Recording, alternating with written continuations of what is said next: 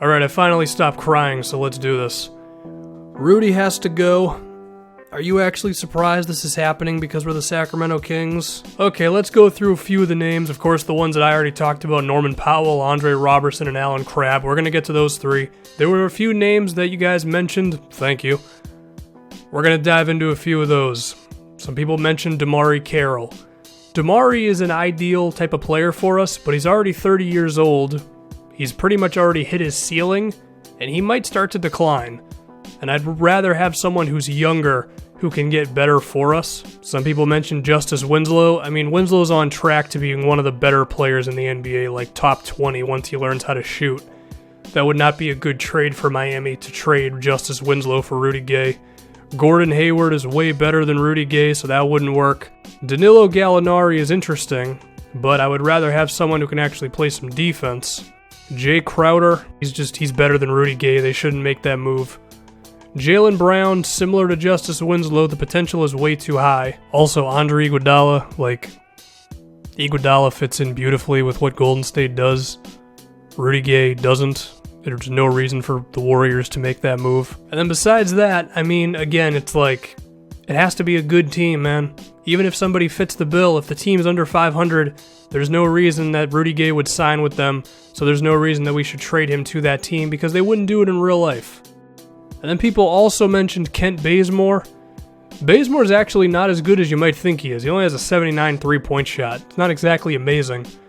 Not the sharpshooter that we really want. Now, someone that a lot of people did mention, who's on the Denver Nuggets, is Gary Harris. He fits the mold.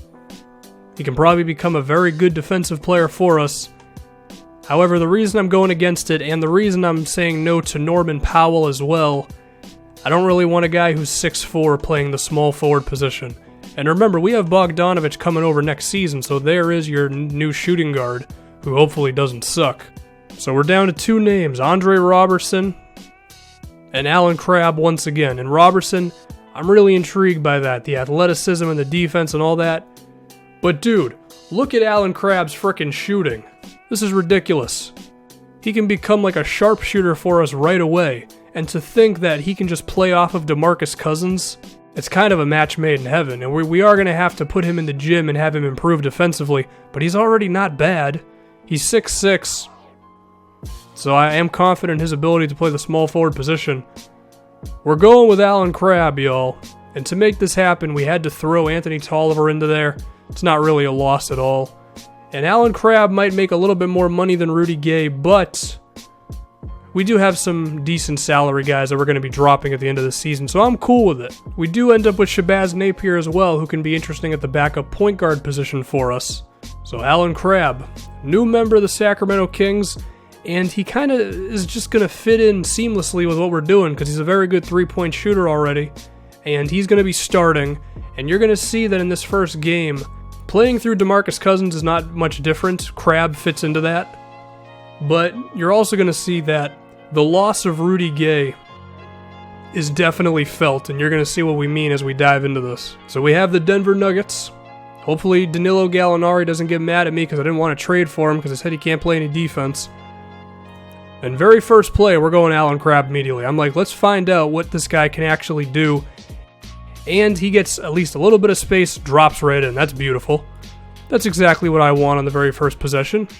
But now, can we play some defense on the other end? Well, you're going to see that Willie Cauley-Stein's impact is felt, as he was able to run around the court like a chicken with its head cut off, and then Alan Crabb found himself open. Oh my goodness. Seems that he is showing up beautifully right away for us. Bit of a lead. Shout out to Yusuf Nurkic, who apparently lost some weight IRL. That's good for him. Our defense is trash, though, as we leave Gary Harris open. McLemore is not known as a defender. He's barely known as a shooter. So he's definitely on the fence with us. But Alan Crabb, once again, what the hell, dude? He's a frickin' sharpshooter. He's Ray Allen out there with how he's able to shoot for us.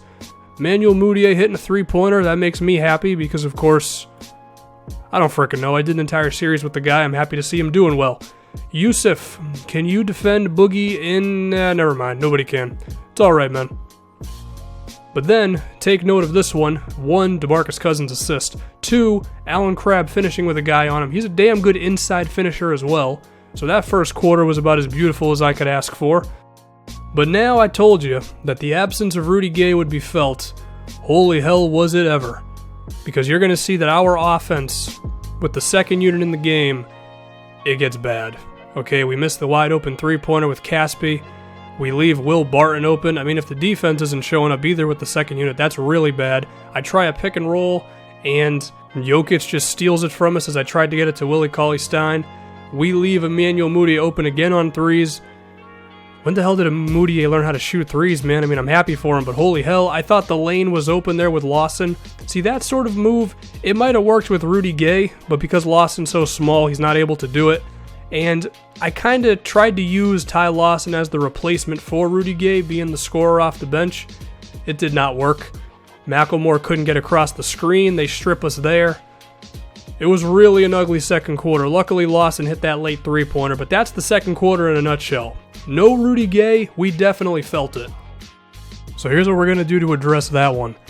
Darren Collison is going to become our quasi sixth man. What I mean by that is he'll still be starting, but I want to take him out earlier in the first and third quarters and get him back in the quarters late with the second unit, so he can be the sort of new Rudy Gay, if you will.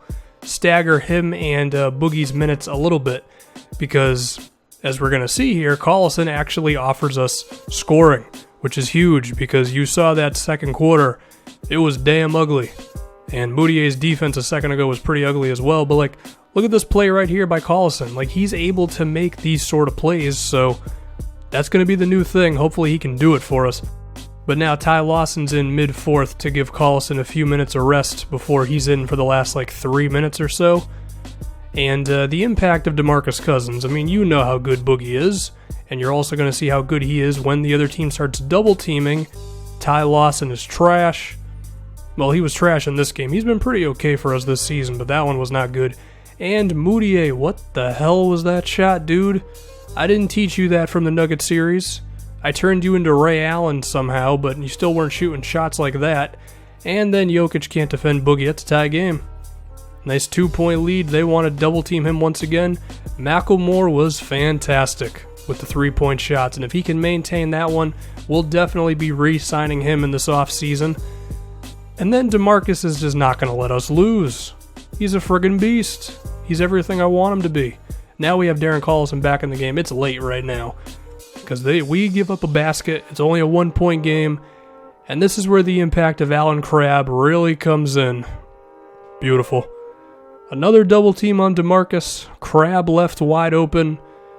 I think that guy went 5 for 7 from 3 in this game, and we win it in a nice comeback against the Denver Nuggets.